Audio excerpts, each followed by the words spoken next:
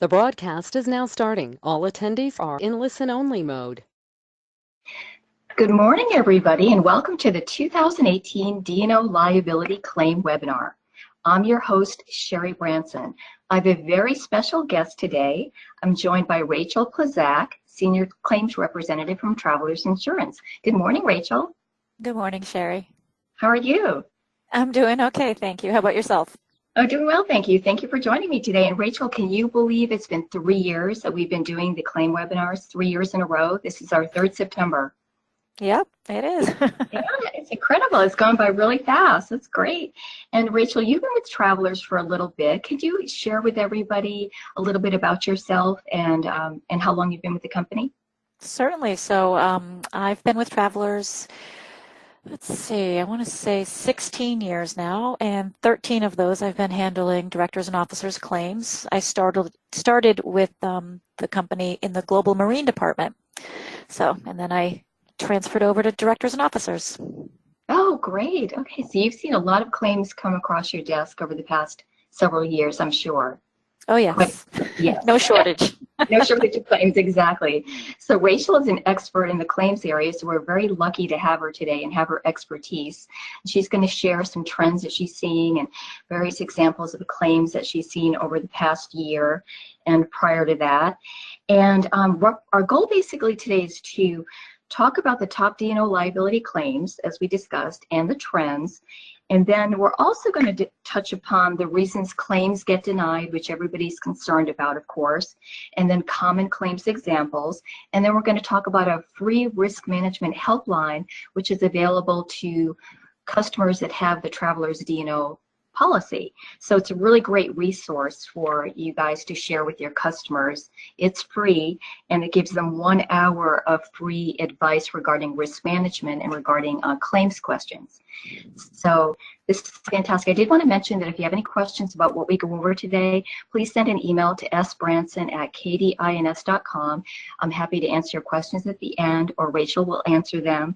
And I also record all of our webinars and put them on our website so you can listen to it again. So that's a nice resource as well. If you missed something and you want to hear it again, we have a recording of it. So let's start out with what is a claim, just a general description of what is a claim. It's basically a written demand for monetary or non-monetary relief, a civil proceeding commenced by service of a complaint, a criminal proceeding commenced by an indictment, a formal administrative or regulatory proceeding against an insured for a wrongful act. So that's a general description of what is a claim. And now we're going to talk about claim trends. Rachel, you and I have been talking, prior to the webinar about what you've been seeing going on out there. Could you share with everybody today what's happening and what is one thing that comes to mind that you'd like people to know about? Certainly, non-judicial foreclosures is something that we've been seeing a lot of activity with. There was a number of claims specifically out of Texas and Hawaii where people would contest non-judicial foreclosures. And non-judicial foreclosure, for those who don't know, is where you don't have to go through the court system, where the board institutes the action and they send out the notice, and they're responsible for making sure that it is done properly. And what we're seeing is sort of the laws are changing. Specifically in Hawaii, they have now made it so that a board of directors can only go forward with a non-judicial foreclosure if they specifically have in their governing documents language that gives them explicit right to do so. So they're sort of making it like another loop, another hoop they need to jump through, I guess. So yeah, it's sort of getting, harder and harder. And it's an area where I would always recommend a board of directors get the advice of their general counsel if they are going to pursue a non-judicial foreclosure, to make sure that it is done properly, because it is sort of a multi-step, very detailed process. It has to be done exactly the way it is set up statutorily. So, yeah. Okay, so that's changing. You're seeing that it's a really good idea, as you said, to speak to counsel and make sure you know what the laws are in your state, in your particular state, Like you said, Hawaii is changing their laws. So to be on top of that and speak to your counsel to make sure that there are no problems and the association doesn't get sued. Great. And another area that I know I've seen, we were talking about this before today, comfort pets is another trend. It started a few years ago as far as trends go, but lately I've noticed it's been in the news quite a bit. Even airlines are seeing a lot of people with unusual animals going on planes, etc. And as we all know, in every homeowners association, people have dogs, they have cats, and sometimes even unusual situations, right, Rachel? Yes. I have one that comes to mind where a woman, it was a no pet, association, and a woman asked if she could have a support animal, claimed it was for a reasonable accommodation. She had a disability and went through the process of getting the support animal. And it did come in as a claim, as a discrimination claim, before she finally did get the animal. And then we got another claim where she was saying that her support animal needed a support animal. Oh, okay. So her animal. So the board was like, wait a minute. Yeah. So, yeah, it gets a little crazy. So, that's incredible. Yeah, I mean, it's just it just seems to be kind of exploding lately because it's in the news a lot and it's in people's consciousness, and they see that other people are, taking comfort animals on planes or in restaurants. Yeah. And like you can go on the web and they'll show you. Animals are even requesting. Yeah, exactly. We had a kind of a strange claim that we saw a few years ago regarding a woman with a pet squirrel, where the pet squirrel was reminding her to take her medication. So you really can see it all out there. So that's another area that associations should definitely be aware of and be on top of, because it's definitely getting busier and busier. Great. And Rachel, nobody ever wants to see a claim denied. That's not good for anybody. Can you talk about, what are the reasons claims get denied, and what should people be aware of? Well, I mean, certainly the sort of broad exclusions that we have in the policy, when they apply, that would result in a denial. Anytime that there is a claim that the board has that they don't tender for coverage, I'll give an example. When you say tender, that's submit, right? Just to submit it. Yes, exactly. Okay, great. So an example would be the board gets a EEOC complaint and they see that a response is due in 20 days and they figure they'll just have their general counsel draft a statement, a response, send it in. Now, if that goes through its investigatory process and there's a cause determination made, and then it results in litigation, if the board were to try to tender that litigation, the complaint, that would not be covered because it would be considered late notice, and it would be considered to have the prior attorney's involvement would be considered to prejudice our ability to defend. Okay. So not tendering claims. Okay, so basically don't give it to your counsel. Don't sit on the claim once you receive it and try to deal with it in-house.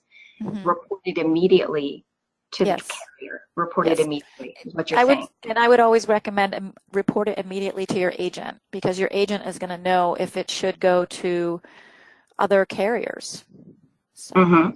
Oh, right, exactly. If it's not, people might think it's a D&O claim or it falls under the D&O policy, but it may be a GL claim, maybe a bodily injury claim, etc. Right? Might trigger both.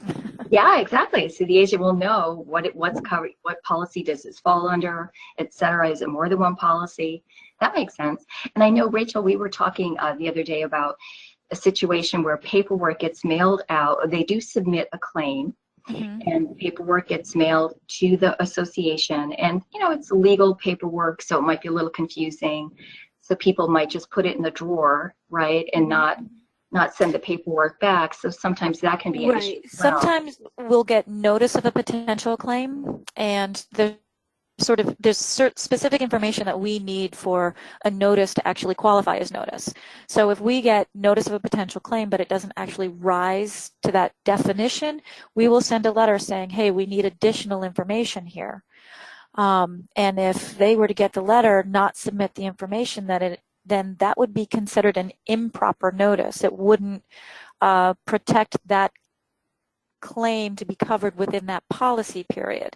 And unfortunately, we did see a couple of occurrences where we sent back the request for additional information, never got a response, and then, months, years later, the claim came in, and it wasn't protected under that policy period. So I believe in those instances, the policy had been moved to another carrier, and so it resulted in a denial under our policy.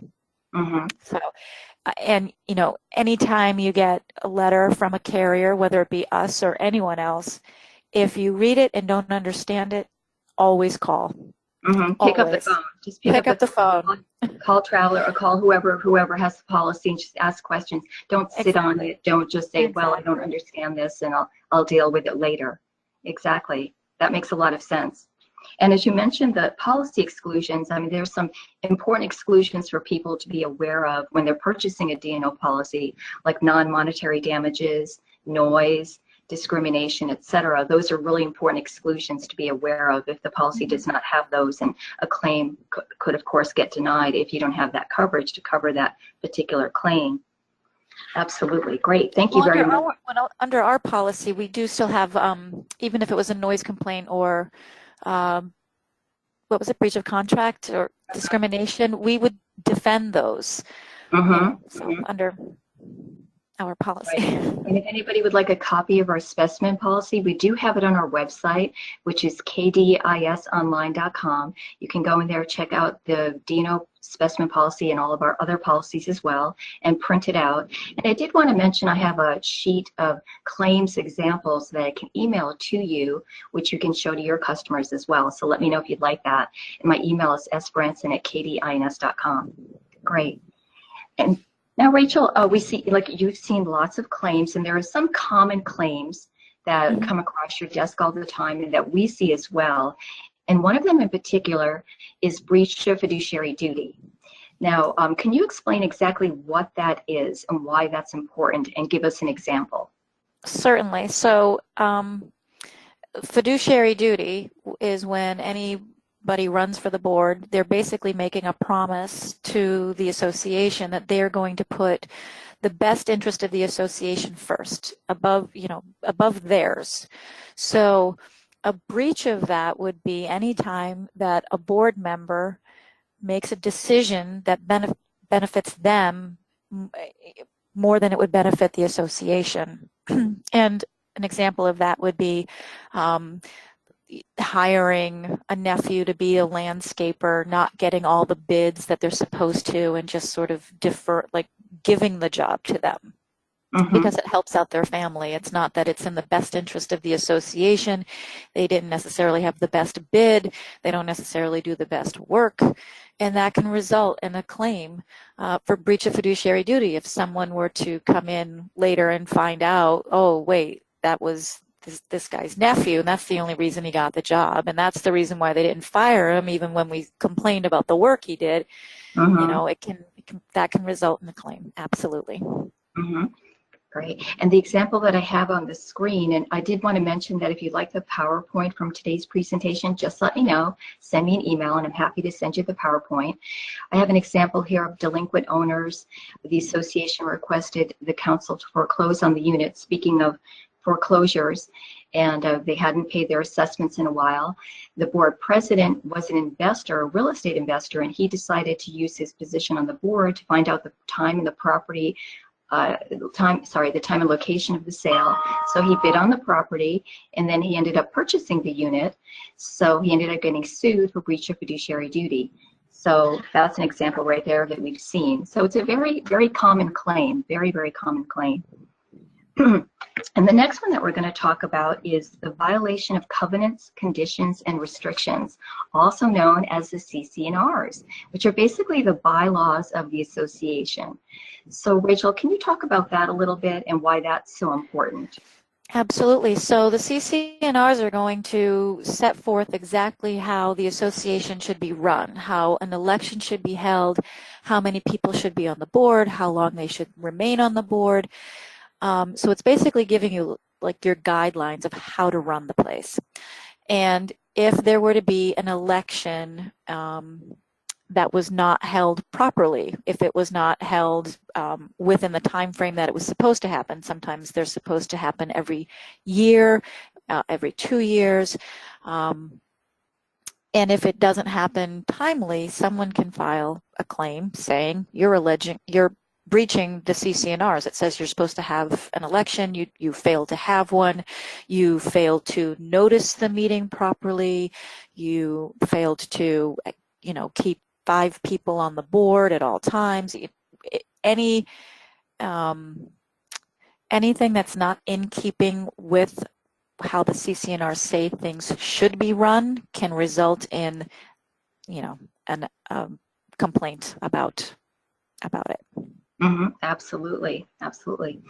And I did want to mention the example that we have on the screen right now regarding color schemes. And as many people know, associations set color schemes for their neighborhood. And in this situation, an older owner was building a home. He wanted to paint it brown. The association said, fine, that fits into the color scheme. But then he decided later to paint his house pink, and he didn't notify the association. He just chose a new color. So the association told the owner the color was not on the approved list, and the owners ended up suing for arbitrary discriminatory treatment since they believed the other homes in the neighborhood were not on the approved color list. So you can see this can get kind of complicated, and homeowners associations and condo associations see a lot of these types of claims because it's where people live. It's not necessarily always about money. It can be about painting your house a certain color, adding an addition onto the home, having a certain type of pet, etc. I mean, they're very personal claims, very, very personal, and they have to do with people's lives. So it happens quite a bit. And the other thing that we see, and that Rachel sees a lot, is, the associations hire landscapers, they hire pool people, they hire all kinds of contractors all the time. So the board members who are not, professional, they're really running a business, even though they don't realize that they're running a business. They're signing contracts all the time with these professionals and with these contractors. And breach of contract is an area that we see a lot of claims, right, Rachel? Absolutely.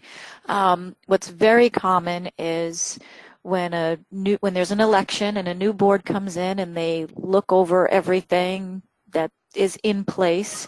If there's any dissatisfaction with any of their contracts, their impulse is to end the contract, get somebody better in there. And since they're coming in when the contract's already been signed and in place, they typically don't know what is in that contract. They don't know what the policy or the terms of, disengaging from that contract are. And it's definitely an area where I would suggest that people spend a little time, possibly a little money, talking to their general counsel, make sure that they terminate the contract properly, because it can become a very expensive oops. Absolutely. If you don't have the legal expertise or background knowing the ins and outs of how to end a contract legally, you don't want to just decide, okay, well, the landscaper's not doing a good job, so we need a new landscaper. Exactly. And the board members, they have a lot on their shoulders. They have a lot of responsibility. They're making these business decisions day in and day out. So you really need to be careful when you're doing that type of a thing.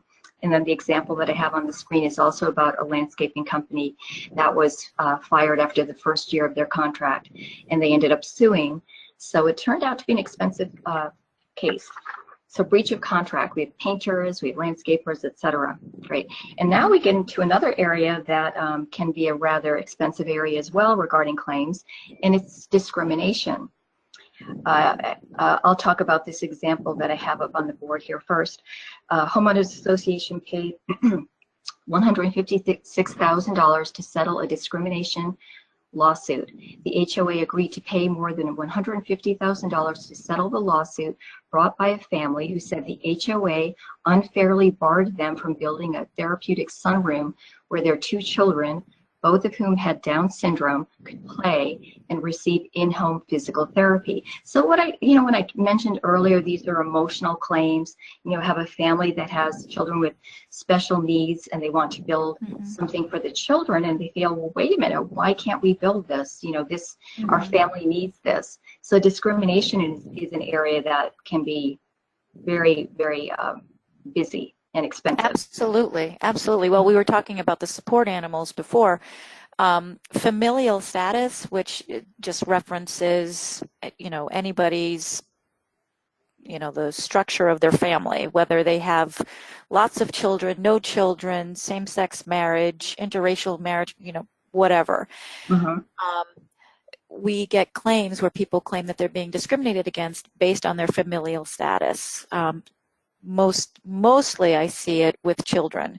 And it's one of these areas where, I feel for the board. They're trying to do what's right, especially when there's like a pool and they're trying to come up with some rules to protect people. If, like, they say they don't have a lifeguard, and they say, like, no one under the age of 10 is allowed without an adult.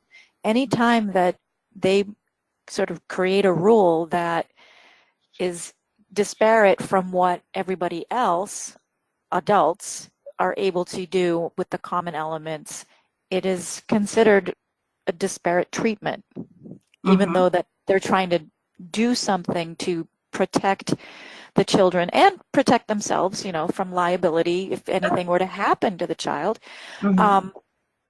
And in my experience, the investigators keep coming back saying, there's a cause finding here because you treated that, you're putting a rule on them that doesn't apply to anybody else. So it's, they're trying to do the right thing. They're doing it with good intentions. Exactly. To protect the children and protect the association and protect their liability, etc. Yep. But at the end of the day, if you treat them as a separate class, right, is that, that becomes... and they're not going into it thinking, oh, that's a subclass of people that I'm going to treat different. They're thinking, how can I protect them? How can I make sure that they're okay, So, when at the beginning you said, why should people have this insurance? The board of directors, pretty much every day are making decisions for the association. And sometimes with those decisions, it doesn't matter which way you go. Should you allow them to have the support animal? Should you deny them to have the support animal? Either decision can result in a claim. And same thing with the discrimination. Should you allow there to be rules, or should you not have there be rules, and then it ends up in a, wrongful death, or, they're making decisions every day that can result in a claim. And the best thing you can do is have a policy in place that will help to protect you. So. Yeah, they're making so many decisions. It's almost unavoidable not to have a claim. Exactly. Unfortunately, but it's true. And then the other thing they're doing, Rachel, we talk about the decisions regarding the pools and regarding the contractors that they're using. Some associations also have their own employees. So they're dealing with employment issues all the time. They have either maybe a guard at the gate or people working in their office or something like that. So employment situations can be really dicey as well. And board of directors are not HR professionals. They don't know human resources laws, etc. So employment practices liability is another area that we've seen a lot of claims in. Can you talk about that a little bit? Absolutely. Well, I mean, the claim that one of the first claims that I had was actually it was a woman who was interviewing to be a property manager. And she went in, interviewed, called, she got the job. During the phone call, she said, I just found out I'm pregnant. So, I just wanted to make you aware. And the person she was speaking to said, let me talk to the board and I'll get back to you. And hung up the phone. And the next call she got was basically that the board didn't really want to deal with her going out on maternity leave. She got a lot of money. That was a big oops. And they were probably thinking, we've got this budget, we can't bring her in, train her, then have her leave, and Right. whatever Yeah. decision making went into that. But yeah, no, that is against the law. Of And, course. Yeah. they might not always know what the laws are. Again, Right. That's the very problem. good to consult counsel before making any major decisions. Some of the other things I would recommend is always, if you're going to be hiring your own employees, have an employee handbook that sort of sets forth what the expectations and responsibilities are, and also sets forth what, if there is a problem, what the protocol is going to be, whether it be, initially it's a verbal warning, then a written warning. After 3 written warnings, it's a suspension. It spells it all out. Sure. You were And talking lastly, the other day about tracking. oh, Tracking is very exactly. important. Yeah. Could you talk about that a little Document, bit? Document. document, Mhm. document, document. Because what can seem sort of trivial at first, oh, so-and-so's 10 minutes late, and you don't really think much of it, and then you realize it's a pattern, and by the time it's a pattern, you want to take action, but you don't necessarily take the action that you want to take because you realize it's been going on for 3 months. If you Sure. haven't documented it, you need to start at the very beginning, verbal warning, written warning, and start documenting. Oftentimes people will have a pattern of behavior that sort of goes unaddressed, and then by the time the employer gets angry enough to address it, they take action that sort of exceeds what might be considered the norm if it were, in fact, the first time that somebody was late or somebody was insubordinate or somebody left early or called out sick. So it's very important to document, because if a claim is made, the investigator is going to want to see their file. Mm-hmm. So Absolutely. make Yes. sure they have one. Have a document. Great. Fantastic. That's great advice. And I did want to talk about the example a little bit that I have on the screen, where there was a situation where an association employed a security guard for the front gate. They decided to terminate him. He'd been there for many, many years. He was well loved by the community. He was in his 70s. They hired a younger person, and the older security guard, who was upset about losing his job where he'd been there for many, many years, he claimed age discrimination. So they ended up basically getting sued for that. So that's an issue as well. Just kind of randomly deciding to fire somebody, which without speaking to counsel and speaking to employment professionals, is not a good idea. So employment practices liability, that's another big area. And then we're going to touch upon some other claims that we're seeing that are affecting associations all the time. And one of them, which is very unique, I think, to community associations, is insured versus insured. Can you talk about that? And what have you seen there, Rachel? Absolutely. So insured versus insured, I've seen claims come in where it's there's an election, there's a new board. They come in, they look at the books, and they start accusing the outgoing board of, fill in the blank, embezzling, improper, getting into contracts improperly, violating the CCRs, not having the meetings timely. I mean, so that can result in a complaint where one board is suing another board. We've also seen it come in where it is a board sues an individual ex or current board member. So that can come in sort of one of two ways, where sometimes they'll allege that they've embezzled money. That's the one that I see the most. They decide that, there was a misappropriation of funds. So we've seen quite a few of those, which actually. goes right into mismanagement of association funds. Association funds, exactly. It happens. Yes, it does. You have one board, people, there's a lot of turnover amongst the boards, lots of turnover. Sometimes you don't have a second set of eyes, or you have one person holding all the reserves, managing the reserves, and if you don't have, what's your recommendation there? Turning over the money to just one person and having one person handle it. Well, I think that it's I think it's the responsible thing to do is to have it be not just one person, to sort of have it be the rule that, you know, two people need to sign off on something. I also think that it's very important to have sort of an outside entity, CPA, review the books and make sure that, you know, when the treasurer says there's X amount of dollars in the bank, there is, you know, and that way, if there is a problem, it gets caught, you know, before you lose a lot of money. Exactly. If you did a yearly audit, then Yeah. it would be nipped in the bud as opposed to going on for years, which we've seen a few that have gone on for years and lots of money was missing. I think you had mentioned there was somebody who had in New York that.